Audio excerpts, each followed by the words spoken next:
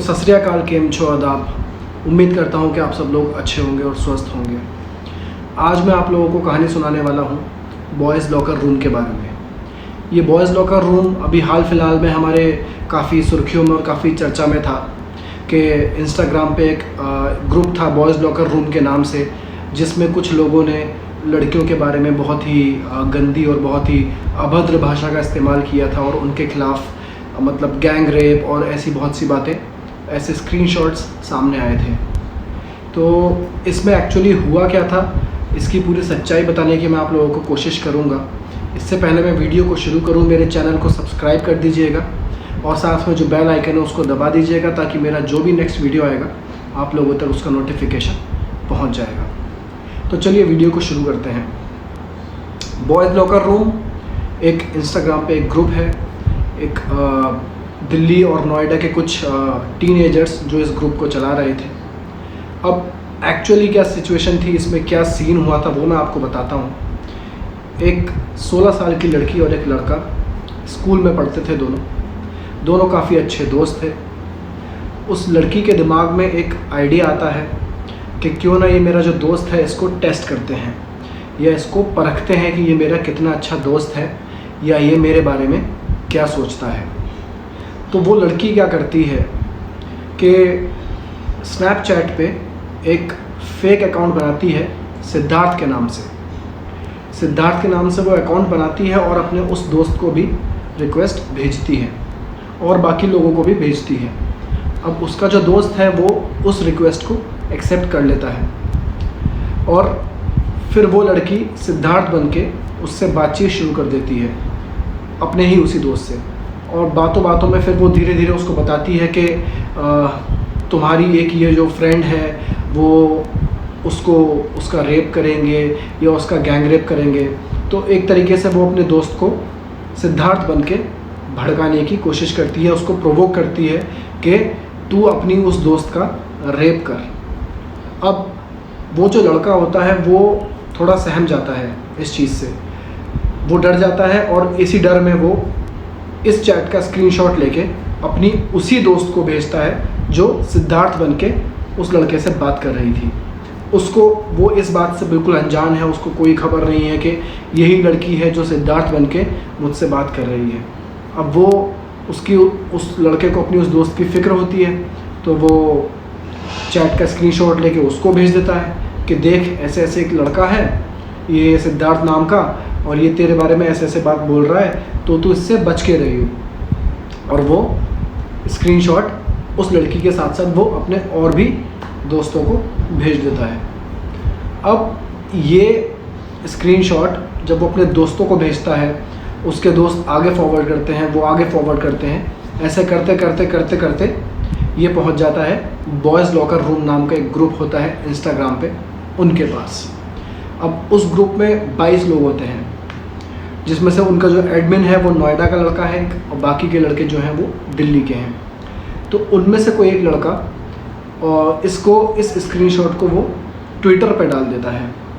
अब जैसे ही ये स्क्रीनशॉट ट्विटर पे जाता है तो कुछ हमारे सेलिब्रिटीज़, हमारे फिल्म इंडस्ट्री के लोग और कुछ और लोग इस स्क्रीनशॉट को रीट्वीट करते हैं और इसको वायरल कर देते हैं। तो इस तरीके से ये न्यूज़ में आता है कि एक बॉयज़ लॉकर रूम नाम से एक इंस्टाग्राम पे एक ग्रुप है जो लड़कियों के बारे में ऐसी बातें करता है और इतनी गंदी सोच रखता है लड़कियों के बारे में, उनकी रेप करने की बातें करता है। जबकि असलियत क्या थी कि ये जो बातें हुई थी, ये एक लड़की थी जो कि सिद्धार्थ बन के ऐसी बातें अपने दोस्त से कर रही थी।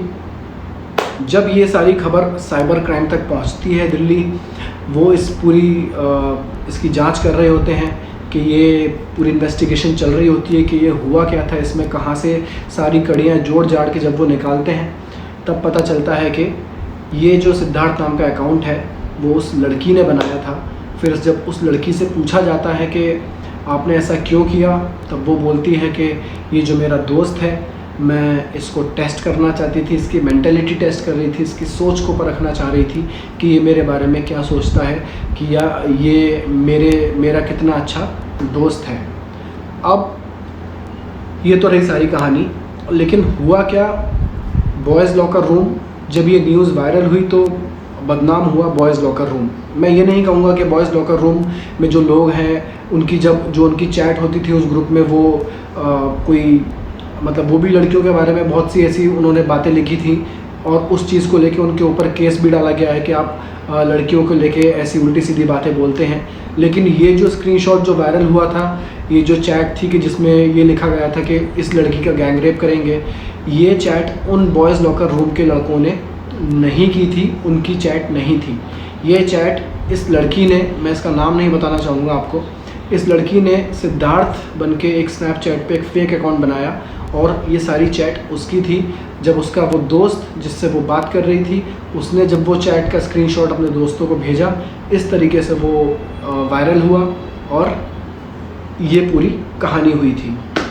लेकिन क्या है कि हमारे सोसाइटी में लोगों को पहले ही जज कर लिया जाता है कि कुछ लोगों ने तो यहाँ तक बोल दिया कि ये जो लड़के होते हैं ये ऐसे ही होते हैं, लड़कों पे ट्रस्ट नहीं करना चाहिए।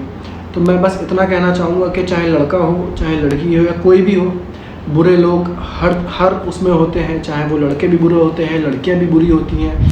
ऐसी बहुत सी क्राइम की स्टोरीज़ हैं जहाँ पे लड़कियों ने बहुत ही खतरनाक क्राइम किए हुए हैं, लड़कों ने भी किए हुए हैं। तो हम लोगों को जब तक हमारी कोर्ट उनको कोई डिसीज़न उनके ऊपर नहीं दे देती है, कोई जजमेंट नहीं दे देती है, तो हम लोगों को ऐसे बिना किसी प्रूफ के या एविडेंस के किसी को जज नहीं करना चाहिए।